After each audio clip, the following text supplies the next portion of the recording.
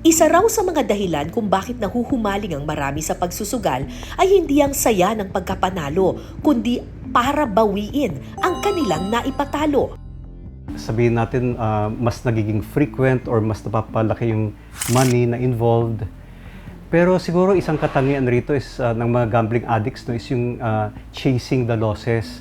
So parang binabawi nila yung nawala sa kanila, and then yun yung parang high rin nila kasi nandun yung thrill na baka mabawi nila yung nawala sa kanila.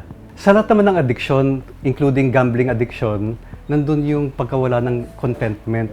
You want more than you should be having. Oo. And ang kababagsakan nito is lahat mawawala. So mas tumitindi yung discontent. And then you become greedy again. So stuff like that. Ayon sa pag-aaral, hereditary o namamana rin daw ito at maituturing na isang mental disorder. Gambling addiction is also called gambling disorder, and it is a psychiatric disorder. So dahil psychiatric disorder ito, ang pananaw ng psychiatrist ay baka may genetic tendency or predisposition, na ibig sabihin namamana from mga ninuno, nasa genes. Sinubukan naming hingin ang panig ng Philippine Amusement and Gaming Corporation o PAGCOR pero hindi sila nagpaunlak ng on-cam interview.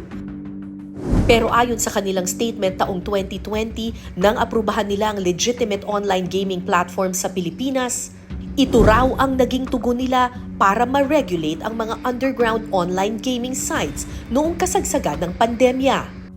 Naging solusyon din daw ito para makakuha ng alternative revenues para sa COVID response ng pamahalaan. Sa kanilang tala, 61 lamang ang legal PAGCOR accredited online gaming platforms sa Pilipinas, habang mahigit 9,000 naman ang illegal na nag-ooperate ng online gaming sites.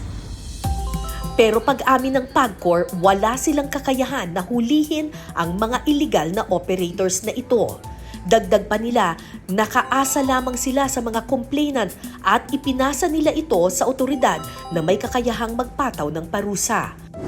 Aabot sa 20,000 hanggang 200,000 pesos ang multa kung sino man ang mahuhuli na lumabag rito at may parusang 12 taong pagkakakulong.